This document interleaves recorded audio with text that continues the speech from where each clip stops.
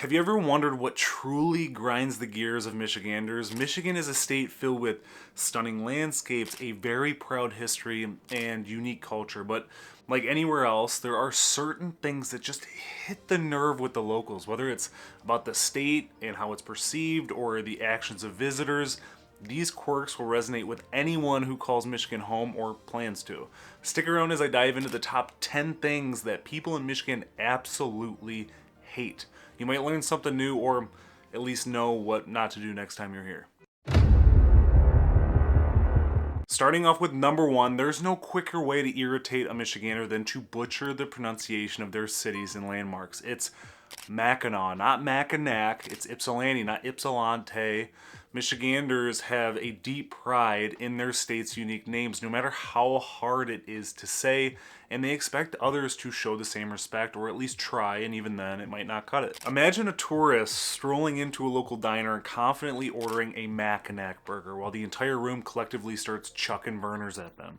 It's like nails on a chalkboard. People think this point isn't that bad, but I did a little bit of an experiment to prove it. I'm beat up and I survived. I'm a born and raised Michigander. I'm a huge researcher, very data oriented, and in my recent few videos leading up to this one, I intentionally mispronounced several locations and cities in Michigan just to see what would happen while I was in the process of making this video, and oh my goodness, was there an overwhelming amount of correction and criticism from mispronouncing Rasiniki Fayette Dimondale. I received hundreds of comments spelling out the correct way to pronounce the word with dashes, people saying they couldn't stand watching the video based on how I pronounce the places, and I was even told several times that there is no way I am from Michigan and to go back to Ohio. Viewers made it clear that we as Michiganders take pronunciation very, very seriously. So if you're visiting, do your homework so you don't end up on the Michigan wall of shame like me. Trust me, it's worth it. Moving on to number two, we as Michiganders know our weather is unpredictable. We live it every single day. But hearing, if you don't like the weather, wait 5 minutes for the millionth time, it gets a little old. Winter's icy wrath, the spring's fake outs, and summers that switch between sunshine and storms are part of life here, and we accept that. Outsiders might joke about it, but for Michiganders, it's just another Tuesday, and that's why we all have raincoats, umbrellas, and snow scrapers in our cars all year long. Picture this. It's mid-April, you leave your house in a parka, switch to a t-shirt by noon, and then shovel snow off your driveway by dinner. Michiganders endure it all, and we're proud of it. So when someone from Florida or wherever is warm comments on the crazy weather, locals just smile through some gritted teeth because we could move out of this state if we wanted to, and we don't. Shifting gears to number three, if there's one thing Michiganders hold sacred, it's their rivalry with Ohio. Particularly when it comes to sports, rooting for Ohio State and Michigan is almost a sin. Go Blue means something deep here, and hearing an Ohio fan flaunt their loyalty is enough to spark a heated debate. I vaguely remember in elementary school there was a kid who always wore Buckeye stuff, and kids would always get in trouble for either trying to rip it off him or take a marker to it. Then we all grew up and realized it's not that serious. It's not just about sports though either. Let's talk about the Toledo War, a boundary dispute in the 1830s that saw Michigan and Ohio literally fight over who got Toledo. Ohio got Toledo, and Michigan got the Upper Peninsula, a win if you ask any Michigander. Even today, this history adds some fuel to the rivalry. Stepping over to number four, we as Michiganders love to complain about our roads, but only we are allowed to do it. Outsiders making jokes about potholes or the infamous Michigan left can quickly land on their bad side. The roads may be a mess, but that's our mess.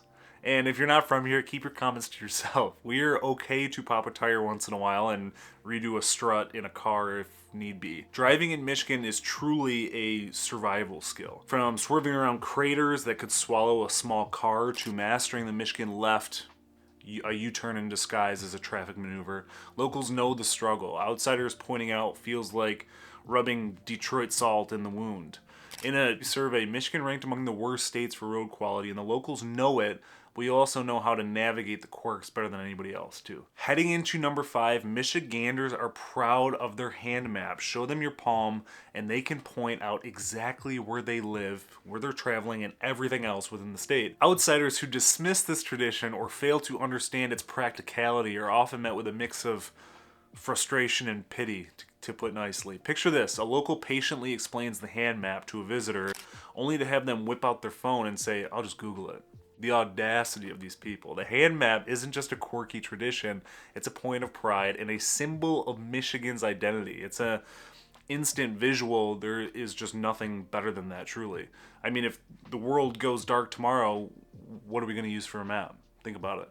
Sliding into number 6, Michiganders hate when their food scene gets dismissed or overlooked. Sure, Chicago has deep dish pizza and New York has bagels or whatever, but Michigan has some culinary staples that locals are fiercely proud of, from Detroit style pizza to coney dogs, pasties from the UP, Mackinac Island fudge, and Verner's ginger ale. Michigan's offerings are as unique as the people. Imagine visiting Michigan and passing on a coney dog because you don't like hot dogs, or telling someone from the UP that a pasty is just a meat pie. Locals will defend these dishes like they would their hometown sports team. So when outsiders downplay Michigan's food culture, it's a recipe for some serious disaster. Cruising along to number 7, if there's one thing that gets Michiganders riled up, it's hearing Michigan dismissed as a flyover state. People from coasts often lump Michigan in with the rest of the Midwest as if it's just cornfields and small towns.